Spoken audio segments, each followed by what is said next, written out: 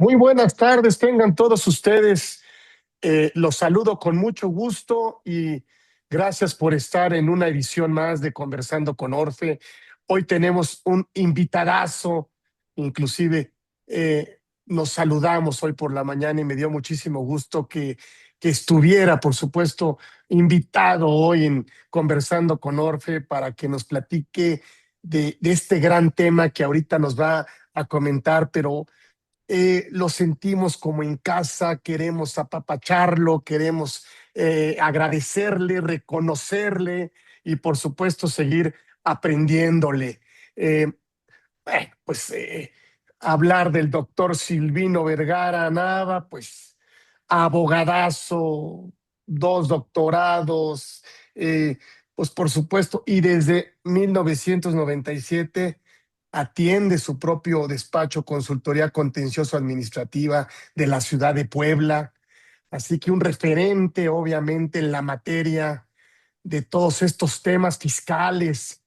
Y bueno, pues nos va a hablar hoy de estas reformas legislativas para adelgazar los tribunales, menos juicios, menos gasto, pero también yo diría menos certidumbre para los contribuyentes. Estamos un poco preocupados de que pues no sea una línea profisco en favor y que el empresario pues, trate de evitar acudir a la defensa fiscal para resolver sus controversias en materia fiscal, en materia de litigio.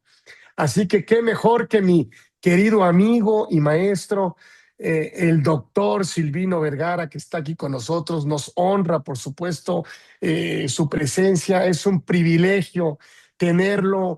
Va a estar inclusive dando una conferencia posteriormente aquí con nosotros y nos sentimos muy halagados y muy honrados de que nos diga que sí y que participe con nosotros y que, pues, por supuesto, esté aquí en la comunidad Orfe para que pues, nos platique de estos temas que nada más él sabe y él sabe cómo hacerlo. Así que, mi querido amigo Silvino, mi querido maestro, doctor Silvino, gracias por haber aceptado estar aquí en Conversando con Orfe. Siempre será un privilegio escucharte y aprenderte. Así que bienvenido con este gran tema aquí a tu casa. Pues por supuesto no necesitas grandes presentaciones ni grandes invitaciones. Así que nosotros nos sentimos realmente privilegiados de contar con tu excelentísima presencia. Gracias, Silvino, por hacer posible este conversatorio el día de hoy. Bienvenido aquí a tu casa. Muchas gracias, Carlos. Pues te agradezco como siempre la invitación. La verdad es un privilegio estar contigo, estar con tu organización, ¿no? Con Orfe, que siempre pues ha ido en la vanguardia de todos estos temas y pues precisamente por la calidad de la institución que tú diriges, hay que hablar de temas, pues digamos que mucho más, a lo mejor con mayor entendimiento para todos los que saben mucho más que un servidor respecto a las cuestiones que se han estado dando durante muchos años, ¿no? Yo quisiera platicar precisamente con esta oportunidad que me das de la libre opinión académica y práctica, ¿no? Y de la propia profesión. Yo quisiera platicar de lo que estabas comentando, ¿no? El título que quisimos aquí plantear fue las reformas legislativas para adelgazar los tribunales, menos juicios, menos gastos. Hay que tomar en cuenta que hoy que estamos viviendo en un tiempo en el cual pues el Estado social de derecho llegó tarde a México, ¿no? Así como hoy va de retirada en muchos países a partir de la década de los 80, ¿no?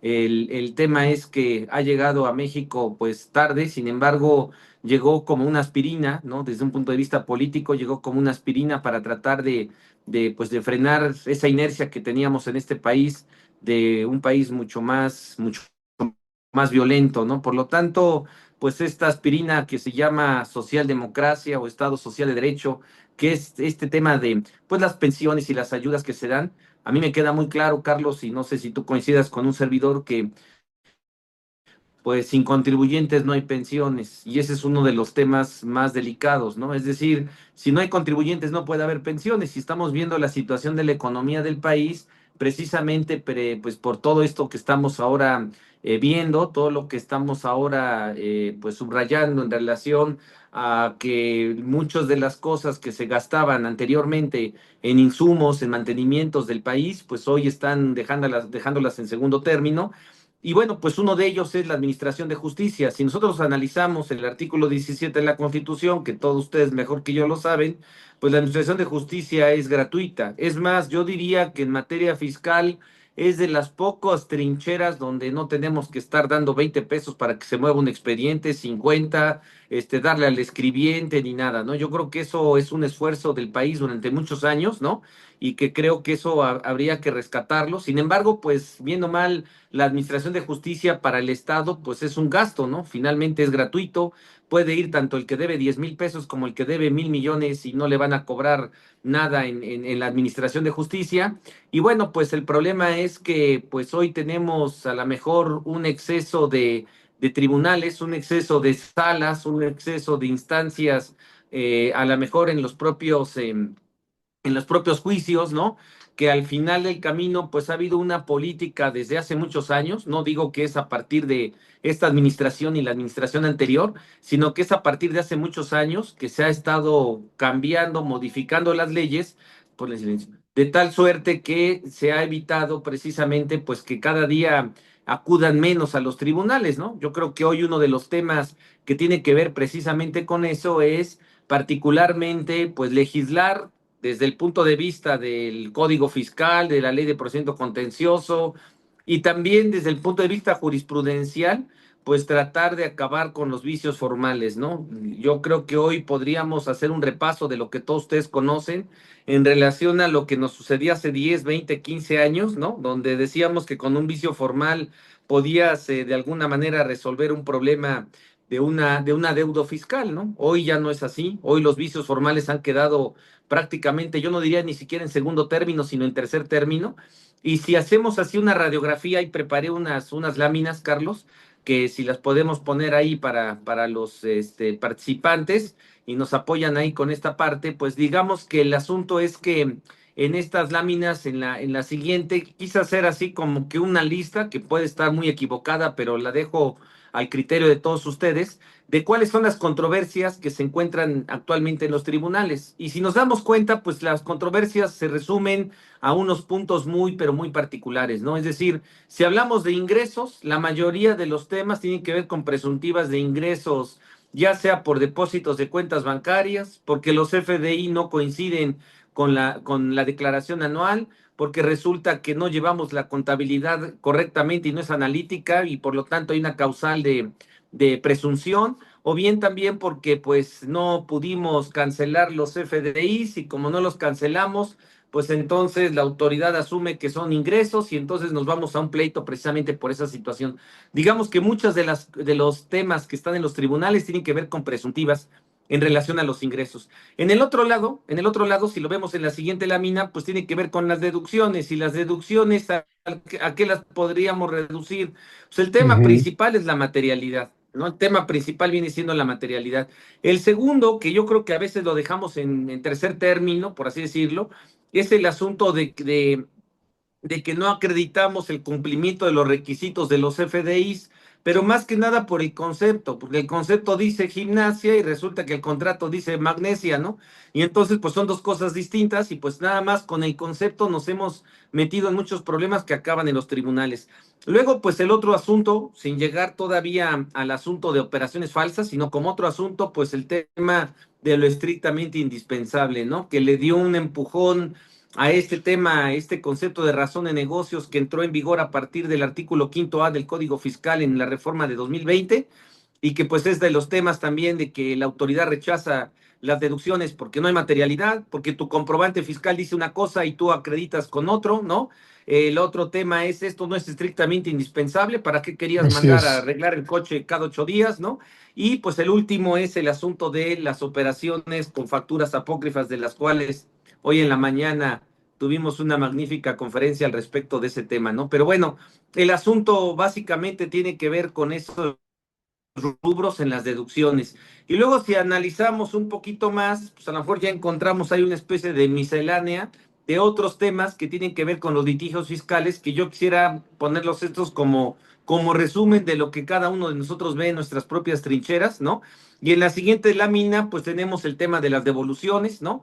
El problema que hay hoy con la jurisprudencia que salió por ahí de julio del año pasado, que ha generado muchos problemas Ujú. operativos, pero que al final ha generado hasta pérdida de recuperación de cantidades muy importantes del IVA, ¿no? El acreditamiento precisamente por esa situación, las negativas de devolución que pues a veces nos confundimos con desistimiento y con negativa y quedamos en una trampa procesal precisamente por ese tema que estamos comentando, ¿no? Entonces las devoluciones en su conjunto, que cada día para el Estado es más complicado pues estar dando el trámite de la devolución apropiadamente y pues se mete uno ahí en una telaraña de cosas que al final genera todas estas problemáticas de acabar en juicios por estas negativas. Luego, pues algo absurdo, ¿no? Los domicilios fiscales, ¿no? El asunto de que quieren cuando van a verificar el domicilio que esté el contribuyente, los socios, el representante legal y el papa, ¿no? Y entonces, si no están todos esos, pues el domicilio no procede, te piden copias cada día de más cosas y más cosas Ujú. y pareciera que la autoridad, lejos de estar buscando quienes tienen domicilios falsos, pues nada más está justificando su trabajo como buena función burocrática, ¿no? El otro asunto, pues la revocación de la FIEL, que para muchos ha sido un verdadero problema, también esta reforma que hubo por ahí de 2022, del 17D del Código Fiscal, ¿no? Que si resulta que yo estoy en las listas negras del 69, no del 69B, del 69, pues me pega ahí la carambola para que entonces caiga yo en que al ser socio que tiene el control efectivo de una sociedad, pues me revocan la firma electrónica de esa sociedad, ¿no? Lo cual, pues yo creo que es inconstitucional, viola el artículo 22 de la Constitución, pudiéramos decir que es una pena trascendental, pero bueno, al final un poco se ha hablado de ese tema, ¿no? Y luego, pues el dolor de cabeza de todos, que es la restricción del sello digital, la revocación del sello digital, que también pues acaba precisamente en esos juicios que cada día se vuelven más complejos, ¿no? Otra parte de esa radiografía que pudiéramos decir que qué es lo que están haciendo en los tribunales. En la siguiente lámina tenemos, por ejemplo, las multas por presentar declaraciones a requerimiento de la autoridad, las multas por no expedir los FDIs o no enviarlos, ¿no? Las multas por ausencia de envío de contabilidad o por el envío extemporáneo, más por el no envío de la contabilidad, ¿no? De aquí yo quisiera nada más platicar una cosa. Vean cómo uno de los temas que hemos dejado pasar muchas de las ocasiones, Carlos, y no sé si sea la mejor error de un servidor y de muchos de nosotros, es que la legislación funciona de manera simbólica. La legislación simplemente porque entra en vigor, pues la gente se espanta y digamos no cumple, trata de cumplir a medias, se preocupan, etcétera, ¿no? Y entonces hoy mucho de lo que funciona, pues es la legislación simbólica, ¿no? La legislación fiscal Ujú. simbólica, la legislación penal simbólica, ¿no?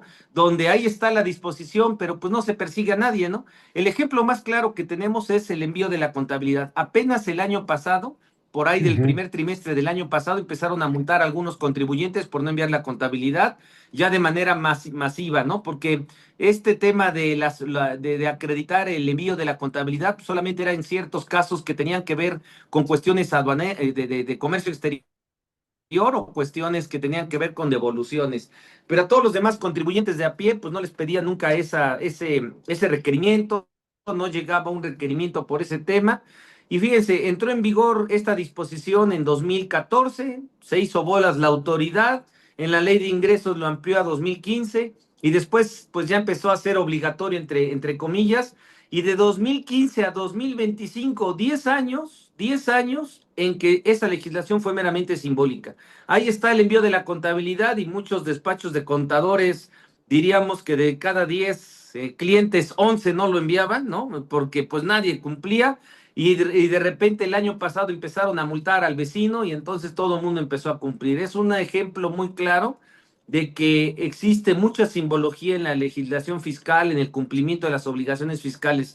Incluso yo en lo particular, haciendo un paréntesis, con este arsenal de reformas del Código Fiscal para 2026, si lo analizamos, digamos, concienzudamente, no ha pasado nada de enero a la fecha, ¿no? Claro, nunca falta el que sí le llegó una revocación de sellos, al que sí le llegó una revisión, etcétera, pero hay una pasividad generalizada en el tema de las acciones de la autoridad.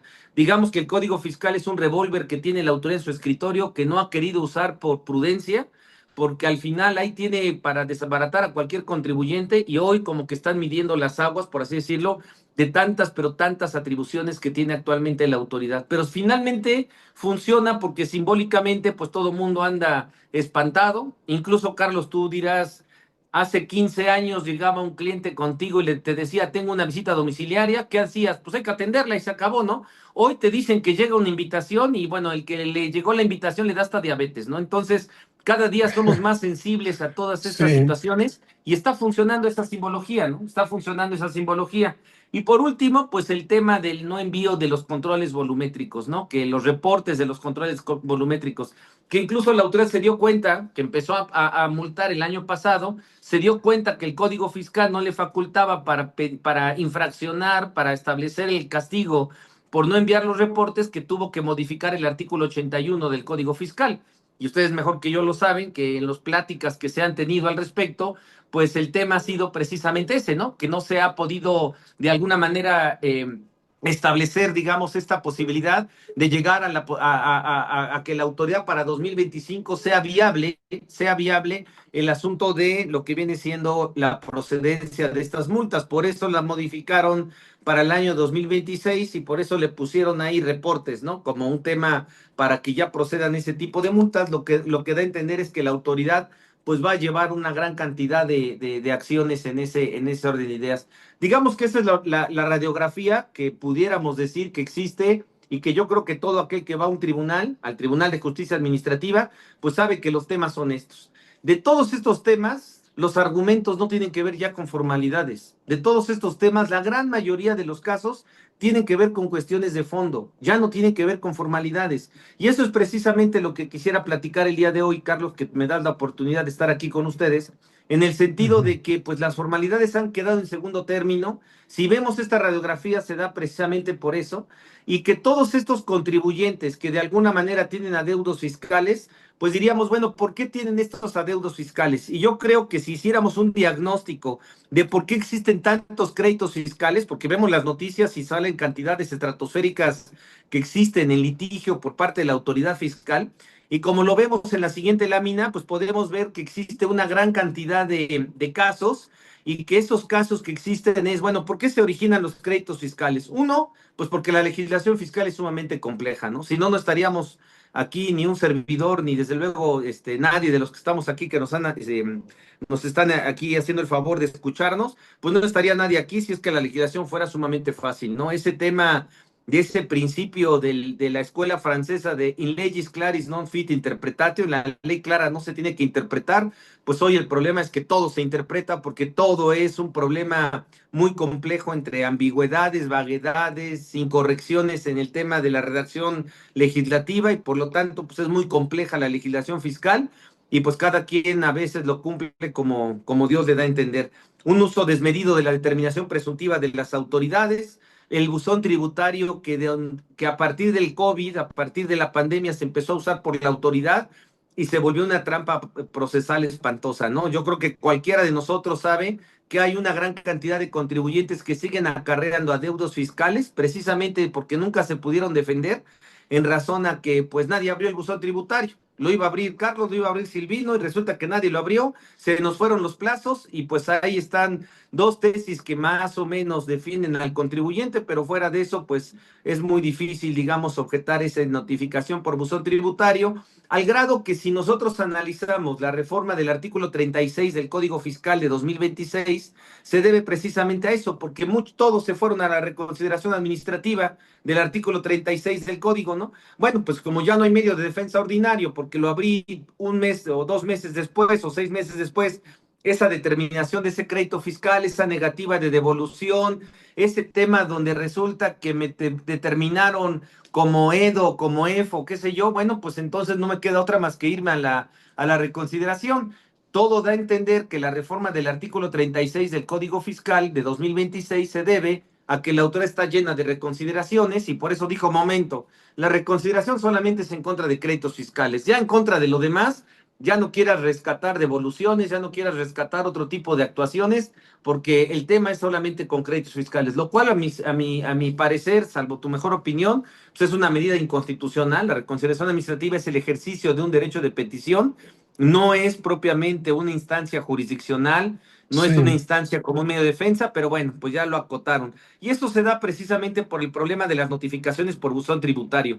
La vulnerabilidad de las listas negras, ¿no? Esos que llamaban hoy en la mañana híbridos, ¿no? Que pues como que facturan algo bueno y algo malo, y entre que facturan bueno y malo, pues a ti te embarran porque a ti te facturaron lo bueno, pero también andan facturando lo malo. Los que están mal asesorados, los que no saben atender bien las actuaciones, pues también es otro problema que tenemos ahí, que se generan listas negras por personas que desafortunadamente pues no estaban bien asesoradas, y como la función de la autoridad es meramente burocrática, es estadística, es juntar, digamos, la cuenta de cuántos asuntos tengo en listas negras en tal o cual oficina de gobierno, pues entonces caen precisamente pues los que están mal parados, que vendría siendo precisamente el asunto que comentamos de las famosas listas negras. En el otro, el punto que tenemos aquí, pues es la demostración de la materialidad de las deducciones.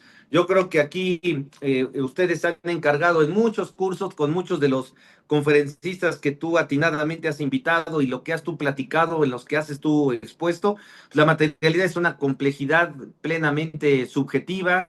Y bueno, pues el tema es que eso ha representado también muchos créditos fiscales que ahí están puestos, ¿no? Y que ahí Ujú, están ujú. todavía vivos, ¿no?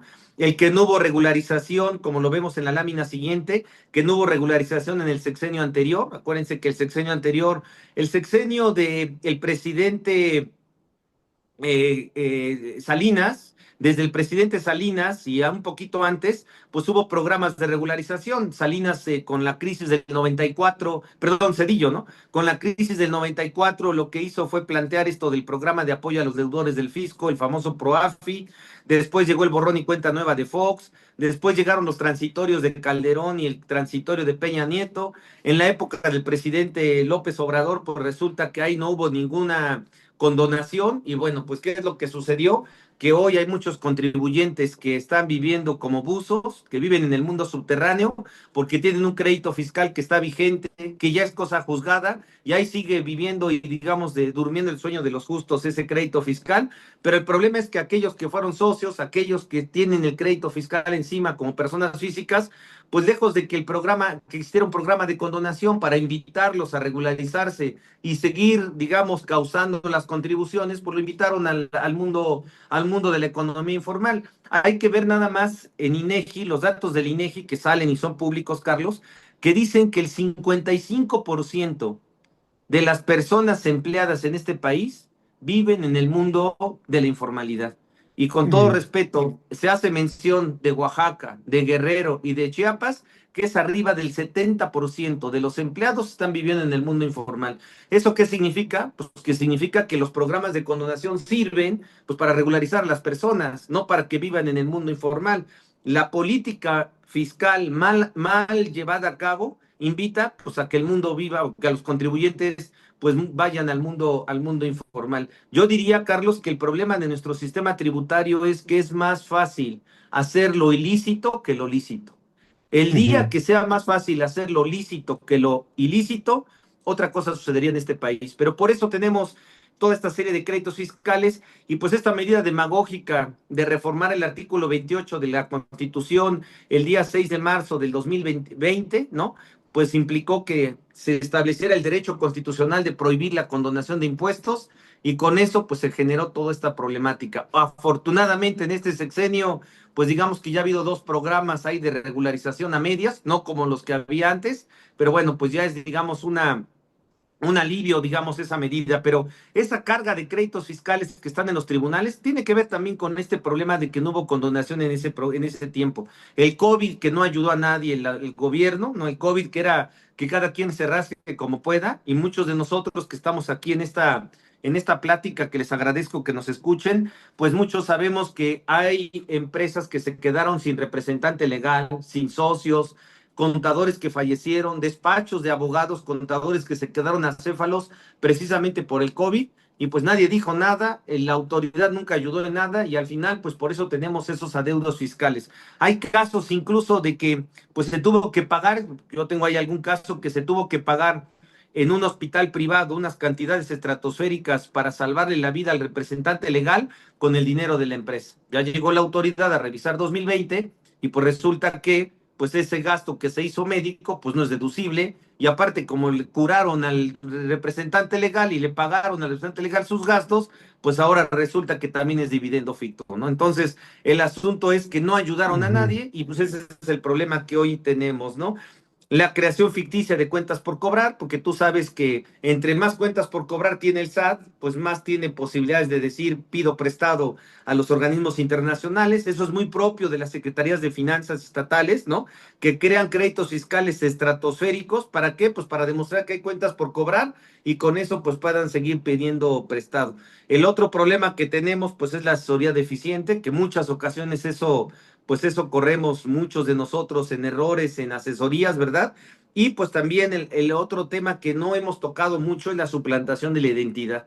El asunto de que de repente a una persona la dan de alta y resulta que ya anda vendiendo facturas a alguien con ujú, esa empresa, ujú. con ese contribuyente, lo ponen como socio de una sociedad que nunca existió y lo único que hacen es cambiarle la cara, le ponen la cara de otra persona, abren la cuenta bancaria como si fuera tan fácil abrir actualmente una cuenta bancaria y pues la suplantación de la identidad pues tiene que ver precisamente con el problema de la corrupción. Te comento que nos tocó aquí en Puebla un asunto aquí en una zona de maquilas, ¿no? Que hubo maquilas porque hoy estamos en crisis con las maquiladoras textiles, pero en una costurera pues resulta que le suplantaron su identidad, la pusieron como liquidadora de una persona moral, la liquidaron, le fincaron un crédito fiscal de 100 millones de pesos. Cuando fue a sacar su dinero de su salario, pues resulta que no podía usar la cuenta bancaria porque le habían embargado 100 millones de pesos, sin saber ni siquiera cómo, cuándo ni por qué. Va a la Prodecon y en la Prodecon le enseñan el expediente y le dicen, oiga, pero yo no les puedo ayudar porque fíjese que esta deuda fiscal, pues no le puedo ayudar en nada porque es de 100 millones de pesos y nosotros tenemos tope para ayudarla. Entonces, pues usted es un deudor millonario y por lo tanto no la podemos ayudar. Bueno, la suplantación de la identidad es un tema bien delicado. ¿Y qué es lo que Ujú, tenemos? Pues hoy lo que tenemos con todo este resumen, Carlos, es lo que aparece en las noticias, en esta siguiente lámina pues aparece ahí que en esta noticia que podemos ver, ahí la pueden incluso ver en El Economista, decía que en 2025 el 65% de las deudas de los créditos fiscales ya por cobrar, el 65% de las deudas que la autoridad ya podía cobrar, ¿verdad? Estaban en juicio. Eso, yo no soy financiero, acuso ignorancia, pero muchos de los que están aquí acompañándonos saben mucho más de ese tema. Desde luego tú, Carlos, entiendo lo poco que he leído, que si una empresa tiene más del 5% de sus cuentas por cobrar en juicio, eso ya no es empresa, eso ya es un despacho de abogados. Es decir, algo está fallando porque resulta que tienes que ujú. estarle cobrando a tus clientes vía juicios, lo cual pues ese no es el, digamos, ya mejor dedícate a ser abogado en lugar de que estés vendiendo zapatos, faldas o lo que fuera, ¿no? Entonces, si el gobierno, el 65% de sus adeudos están en los juicios, pues significa que algo están haciendo mal. Si resulta que la economía, los empleados informales llegan hasta el 70%, pues significa que el sistema tributario no está funcionando. Pero mientras, ¿qué se ha estado haciendo? Pues mientras lo que se ha estado haciendo es limitar que los particulares acuden a los tribunales. ¿Y cómo le hacemos Ujú, para limitar que los particulares acudan a los tribunales? Derogar las violaciones de forma. ¿Y cómo se derogan las violaciones de forma? Pues si vemos nosotros en la línea, en la lámina que a continuación tenemos, pues lo que ha sucedido en la cronología de lo que ha pasado durante mucho tiempo, ¿no? Como lo podemos ver en la siguiente lámina, pues vamos a ver cómo se empezaron a reformar muchas disposiciones legales para que de alguna manera ya no exista la necesidad de que todo el mundo acabe en un juicio. ujú. Empecemos con el Código Fiscal del 83, que es el que actualmente nos rige, pues ahí es donde se estableció el cumplimiento espontáneo que anteriormente no existía, ¿no? Después, pues la Prodecon en el año 2006, ¿no? La Prodecon que de alguna manera trata de conciliar las cosas, trata de asesorar a los contribuyentes, trata de defender a los contribuyentes y que bueno, creo que hay funciones que hace la Prodecon que le hacen cortocircuito que tendría que haber otra entidad que lo hiciera, porque hay cosas donde pues existe ese cortocircuito y por eso a veces no es tan eficaz, por ejemplo, los acuerdos conclusivos, ¿no? Luego, pues del 2004 al 2017, diríamos que ha sido un tratamiento en el Tribunal de Justicia Administrativa, y esto lo podemos comprobar con cualquier revista mensual donde salen las tesis del tribunal, donde podemos observar, Carlos, que es un tratamiento de que las violaciones formales se han vuelto violaciones formales no invalidantes. Si quisiéramos hacer una plática, Carlos, de cuáles son las Ujú, violaciones formales invalidantes, tendríamos que estudiar los criterios de los tribunales que dicen estas son violaciones formales no invalidantes. Es decir, por exclusión podríamos entender que son las violaciones formales ujú, invalidantes, ¿no? Porque durante todos estos años ha sido un tratado permanente, ¿no? De publicaciones donde pues esto ya no es violación, si la autoridad, si el visitador en un acta de visita te pide la información, es competente, si resulta que el auditor es el que juzgó en la última acta parcial la nulidades para efectos, si resulta que no te dejan citatorio en la última acta parcial, pues no hay problema, no necesitamos citatorio. Entonces, toda una serie de tratamientos que se dieron durante todos esos años como para despresurizar los tribunales, para que no estén acudiendo los contribuyentes a plantear precisamente lo que viene siendo violaciones formales. Y luego, pues el último punto, los acuerdos conclusivos, ¿no? Los acuerdos conclusivos que entraron ujú. en 2014, hubo una modificación en 2016 y una última modificación en 2021, y que los acuerdos conclusivos, pues en realidad no vamos a decir que llegó tarde el visitador, que no se identificó, no vamos a decir que el oficio de observaciones no está fundado y motivado. ¿Qué es lo que planteamos en un acuerdo conclusivo? Cuestiones de fondo. Ya no podemos plantear ahí que llegó tarde, que lo hizo el sábado, que no me notificaron bien, que me falta la copia, etcétera, ¿no? Entonces, todo esto pues ha tenido que ver precisamente con estos cambios, entre cambios legislativos y criterios de los tribunales, que han hecho que cada día, y que yo quisiera que esto nos lo quedáramos muy, muy claros con estas, digamos, evidencias que tenemos, de que hoy las violaciones formales pues prácticamente van de salida. Y bueno, y terminando con esta parte que estamos comentando, pues pudiéramos decir que en la siguiente lámina encontramos otras modificaciones que versan precisamente con esta situación. En el año 2004, ¿no? Las violaciones formales no invalidantes, las facultades de gestión que se crearon. Si te revocan un sello digital, no vas a decir que está mal fundado el oficio. Si te revocaron el sello digital, no vas a decir que lo abriste el domingo y que el domingo es día inhábil. ¿Qué es lo que tienes que plantear en la revocación del sello digital? Cuestiones de fondo. Restricción del sello, cuestiones de fondo. Bueno, en las invitaciones tampoco le vas a decir a la autoridad que resulta que la invitación no es clara, ¿no? Entonces son cuestiones de fondo. Lo mismo cuando te revocan la firma electrónica, que el problema del buzón tributario pues ha sido casi casi blindada las notificaciones de las autoridades vía buzón tributario, tanto como lo dice la ley, como lo ha estado estableciendo muchas de las ocasiones la propia, pues la propios criterios de los tribunales, ¿no? Y luego, bueno, pues ahí están los acuerdos conclusivos, que ya hemos platicado un poquito de ellos, que incluso para quien tiene una violación formal, y ustedes mejor que yo lo saben, sin embargo lo dejo ahí como para abundar en ese tema, pues si tenemos una violación formal en el procedimiento de fiscalización, valdría la pena, si es tan importante como para brincarnos el acuerdo conclusivo, porque el acuerdo conclusivo lo que va a hacer es que esa violación formal, al acudir al acuerdo conclusivo, en mi opinión, se vuelve una violación no, una violación formal no invalidante, ¿no? Entonces, se vuelve propiamente el acuerdo conclusivo una trampa procesal en muchas de las ocasiones. Y con eso, pues, desaparecen todos los argumentos de forma que pudiéramos tener. Y luego, pues, en 2017 aparece el recurso de revocación de resolución exclusiva de fondo, el juicio de Ujú, nulidad de resolución exclusiva de fondo, que tú sabes que cuando lo implementaron, abrieron 3 salas. Como nadie ujú. iba, porque todos estamos acostumbrados a las violaciones formales, como nadie iba, pues cerraron 2 cortinas, dejaron una sala, la única sala que lo prevé aquí en la Ciudad de México. Y bueno, pues aquí en la Ciudad de México que tenemos esta sala es la única para toda la República, y que con la reforma del artículo 141 del Código Fiscal, por lo menos de enero al 9 de abril, que fue el periodo en que estuvo esta reforma del tema de la garantía del interés fiscal, pues todos aquellos que tenían créditos fiscales de más de 8.700.000 pesos, pues como que era la invitación a irnos a los juicios de resolución exclusiva de fondo, ¿no? Afortunadamente reformaron el artículo 141 y hago un paréntesis al respecto, y lo reformaron en mi particular punto de vista, no sé si tú coincidas, Carlos, con una presión que hubo de las instituciones financieras, Ujú, principalmente las afianzadoras y los bancos, porque ujú, pues hay muchas empresas muy grandes, ¿no? Que resulta que garantizan confianzas. Si el ujú, 141 dice, pague usted un billete de depósito en el Banco del Bienestar, pues entonces, ¿dónde quedó el negocio de las afianzadoras?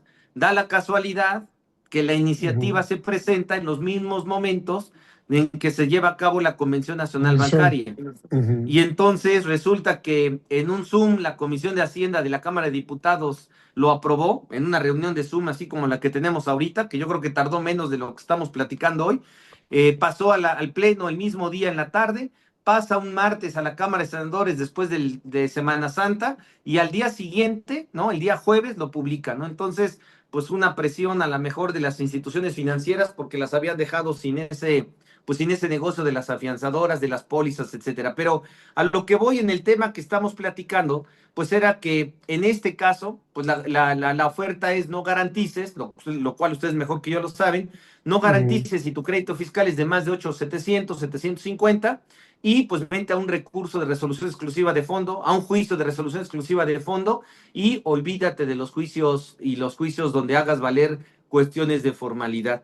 Y por último, pues una reforma que ahí la tienen, que incluso te felicito, Carlos, porque ustedes hicieron un libro que la otra vez te felicité, que lo pude adquirir y que ahora que te vi en la mañana no lo traje para que me lo dedicaras, pero bueno, ya habrá oportunidad.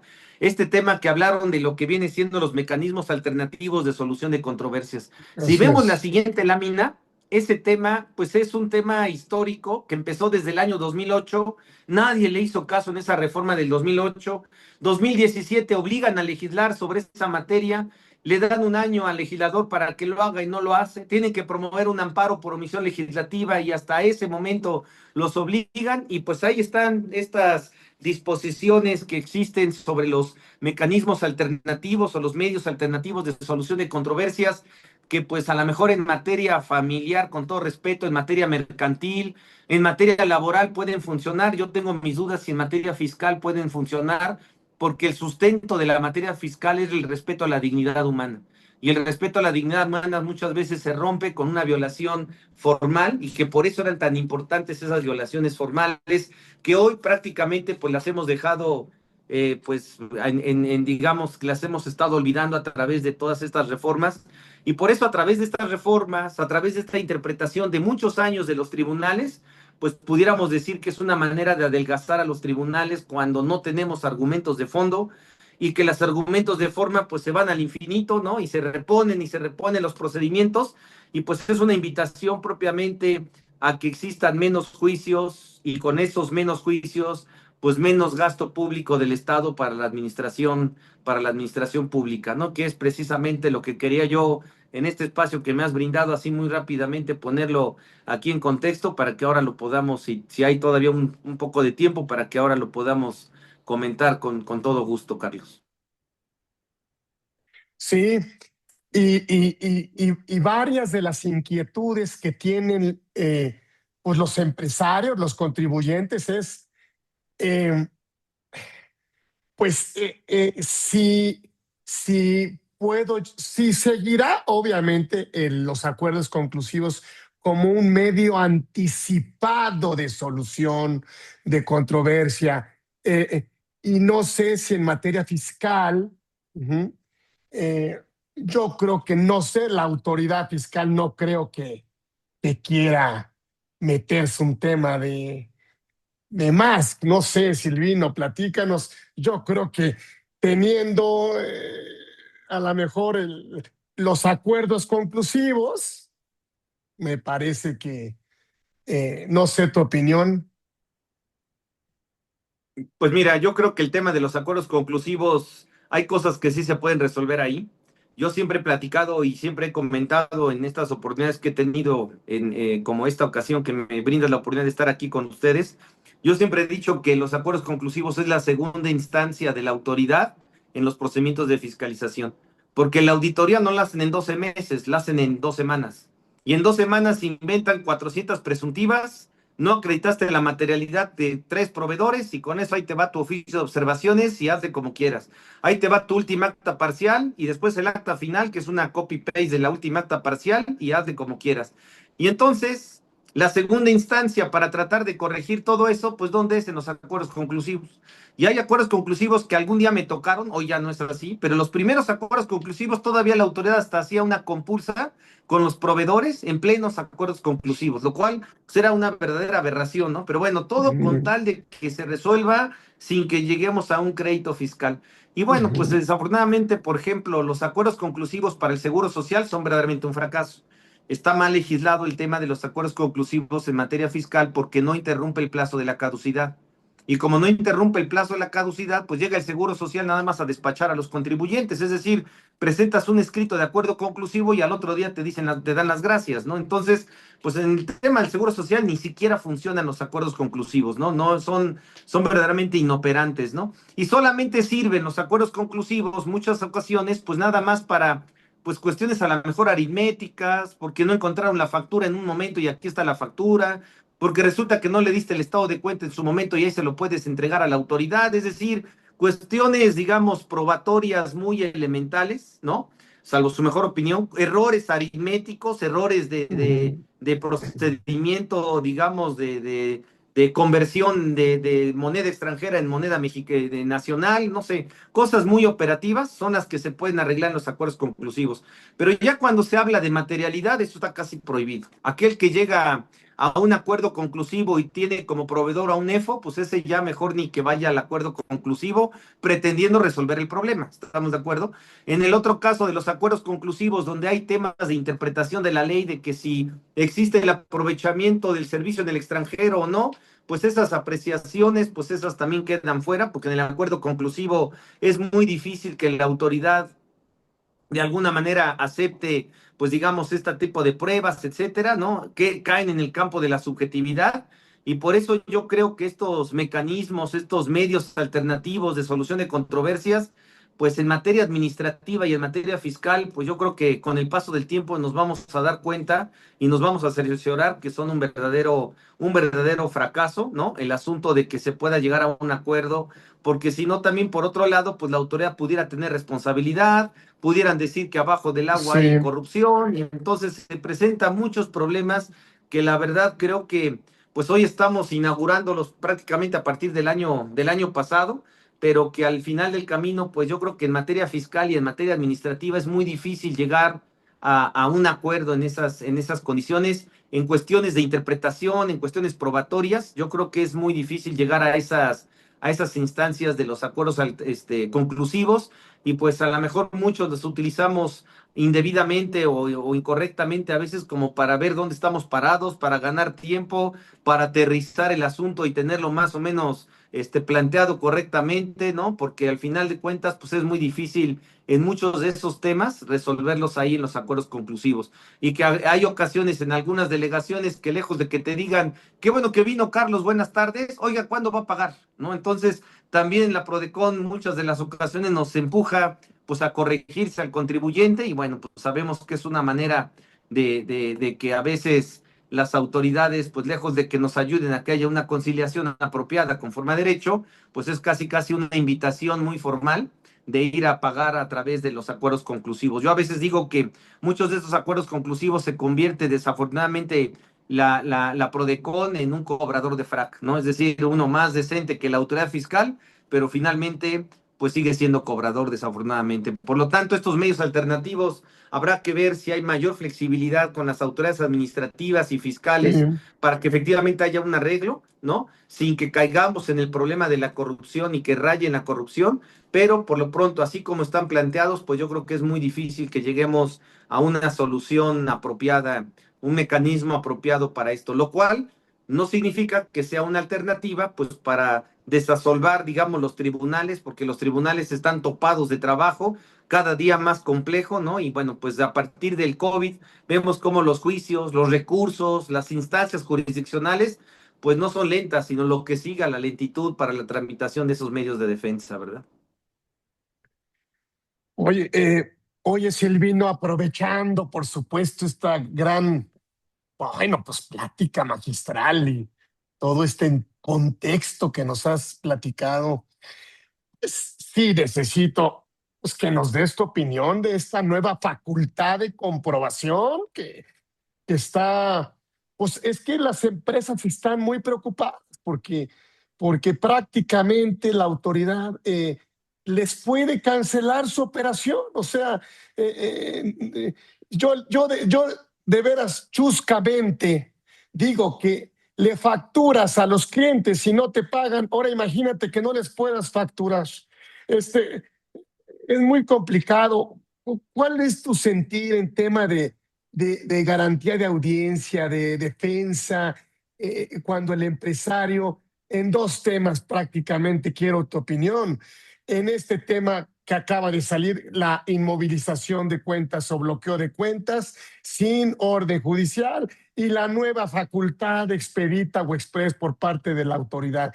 Necesito escucharte porque al ser tú un referente, obviamente para todos nosotros, pues necesitamos saber cómo, en dónde estamos parados y qué es lo que sigue en estos dos temas, que es el bloqueo de cuentas y la nueva facultad de comprobación, mi querido Silvino. Pues mira, lo que sucedió el 6 de abril, yo creo que era ya un strike cantado. Yo creo que el 6 de abril, digamos, el que apostaba el 6 de abril, que fue cuando decidió la Corte, ¿no? Tengo entendido que fue el 6 de abril cuando decidió la Corte sobre la constitucionalidad de este artículo de la Ley de Instituciones de Crédito, que se reformó por ahí del 11 de marzo de 2022. Pues resulta que el que pensaba que lo iban a declarar inconstitucional, pues yo creo que a lo mejor todavía pensábamos que existen los Santos Reyes. Lo podemos ver desde el contexto, digamos, desde el punto de vista del contexto general de lo que sucede, porque hoy ya no podemos hablar nada más, digamos, de la técnica jurídica, sino que tenemos que ver el contexto de lo que está pasando en el país, lo que está pasando en el mundo, como para saber si el Estado podía tomar esa decisión de decir que esto resultaba inconstitucional. Si lo vemos desde ese punto de vista, en primer lugar tendríamos que decir que hay una nube gris, salvo tu mejor opinión, Carlos, entre lo que viene siendo este tema del congelamiento de cuentas por la unidad de inteligencia financiera, que muchos lo confunden con materia fiscal. En realidad no es materia fiscal esto. Todo lo que hace la unidad de inteligencia financiera, diríamos que la doctrina, la academia le tendría que llamar derecho administrativo de prevención. Es derecho administrativo de prevención que se inauguró con la caída de las Torres Gemelas. A partir de la caída de las Torres Gemelas y en octubre del 2001, cambió totalmente la perspectiva de lo que viene siendo el sistema jurídico, no nada más el sistema jurídico norteamericano, sino el sistema jurídico de todos los países del mundo occidental. Hoy, desafortunadamente, con lo que se detectó esa ocasión es que cualquier ciudadano podía ser terrorista, podía ser narcotraficante, podía ser lo que tú quieras. Y entonces el asunto es que a partir de esa fecha, pues empezó a arraigar más la excepción del principio de presunción de inocencia, que ustedes mejor que yo saben que la excepción al principio de presunción de inocencia se le llama principio de precaución. Y eso ya existe desde hace mucho tiempo, incluso se puso de moda con el tema de las vacas locas en la década de los 90, en el tiempo de las vacas locas de Inglaterra, que algunos de ustedes, veteranos como un servidor, pues se han de acordar de esos temas, ¿no? Pero el tema es que muchos plantearon el asunto de que se había acabado la presunción de inocencia.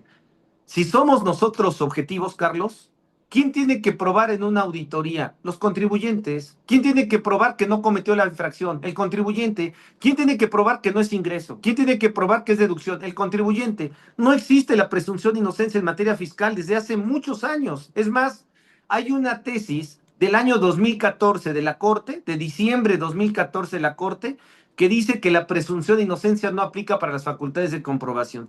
Y luego sacaron una tesis diciendo que para la ley antilavado tampoco. Entonces, en un primer sentido, diríamos que muchas de las opiniones que se están dando desafortunadamente, pues están asumiendo posiciones de algo que no han visto todo lo que ha sucedido en el mundo jurídico del 2001 para acá. Por eso nos desgarramos las vestiduras con este tema. No estoy diciendo que esté bien o que esté mal, simplemente es la inercia de lo que está pasando en el sistema jurídico. Ahora, en ese orden de ideas, también el otro problema que tenemos es la confusión de que esto es materia fiscal y eso es materia administrativa, derecho administrativo de prevención. La unidad de inteligencia financiera se creó en 2004 precisamente por presión internacional, precisamente por el tema de las Torres Gemelas. En Ujú. 2004 nos obligan a México, como en otros países, pues a firmar acuerdos internacionales, etcétera. Y en esos acuerdos, Carlos, lo que hicieron fue decir, estamos teniendo estas listas de, de estas personas en el mundo, no sé, la FBI o cualquier organismo internacional de otros países como FBI, qué sé yo, que sacan listas para que las repartan a países que firmaron estos acuerdos y entonces ahí aparece el nombre de mucha gente que resulta que pues se asume que son terroristas y si se lo mandan al gobierno mexicano vía la unidad de inteligencia financiera, pues tiene que bloquear todos los servicios financieros a esos sujetos. ¿Qué es lo que sucedió con la unidad de inteligencia financiera? Pues lo que sucedió es que dijo, pues así como en el extranjero me traen estas listas y yo tengo que congelarlas, pues yo voy a hacer mis propias listas. Y entonces empezó a hacer Ujú. sus propias listas, de tal suerte que se declaró inconstitucional en 2018 el asunto de las listas creadas por la propia unidad de inteligencia financiera. Tú solamente puedes asegurar cuentas si es que son de listas extranjeras, pero de listas nacionales no, porque no tienes facultades ni procedimiento para eso. Ah, no tengo facultades ni procedimiento, reformemos entonces la ley. Y entonces reforman la ley de instituciones de crédito el 11 de marzo de 2022 y con esta reforma del 11 de marzo de 2022 pues fue la que estuvo en controversia este 6 de abril, donde en el día 6 de abril pues asumieron que era constitucional porque si se pueden asegurar las cuentas, las listas que vienen del extranjero, ¿por qué no nosotros podemos crear nuestras propias listas nacionales para asegurar esas mismas, digamos, a esas mismas personas que sospechamos que son narcotraficantes, que lavan dinero, que resulta que financian o pueden financiar el terrorismo y todo esto, ¿no? Además, si nosotros lo vemos desde el punto de vista de lo que iba a representar simbólicamente para México esa jurisprudencia que dijera lo contrario, ¿cómo nos ven en México, en el extranjero, desafortunadamente, Carlos? Nos ven desafortunadamente como narcotraficantes, como terroristas, como auxiliares de los migrantes de Centroamérica, como el puente de los productos que vienen de China que llegan a Estados Unidos. Nos ven también como roba marcas y patentes, roba derechos de autor y todo lo que tú quieras. Y ahora resulta que en una medida administrativa que se estableció para parar todo esto, nosotros la declaramos inconstitucional cuando estamos ahorita viendo que hay una guerra en Irán, que se metieron a Venezuela, que todavía queremos ayudar a los cubanos y que adicionalmente estamos en proceso de renovar el Tratado de Libre Comercio, si no vemos todas esas cosas que están alrededor, Carlos, pues yo creo que Ujú. pensar que iban a declararlo constitucional era como pensar que el día 6 de enero llegan los Reyes Magos, en mi particular punto de vista, ¿no? Porque no es nada más verlo la parte técnica, sino la parte sociológica, ¿no? De todo lo que se circula alrededor de esa decisión. Por eso me atrevo incluso a decir indebidamente, pero con esta libertad de expresión que siempre me has dado, Carlos, y que yo creo que en la corte hasta como que medio dijeron, a ver, tú, Carlos, dices que sí, y tú, Silvino, dices que no.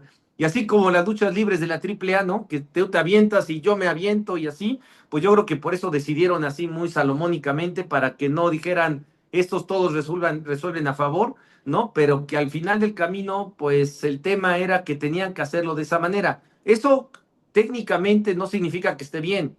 Desde el punto de vista de la técnica jurídica está incorrecto, efectivamente, hay muchas violaciones, pero con el entorno social, económico y político y mundial que estamos viviendo, yo creo, en mi particular punto de vista, salvo la mejor opinión de todos ustedes, que son los que tienen la opinión más aguda y más objetiva, yo creo en lo particular que era casi imposible que lo declararan inconstitucional, Carlos.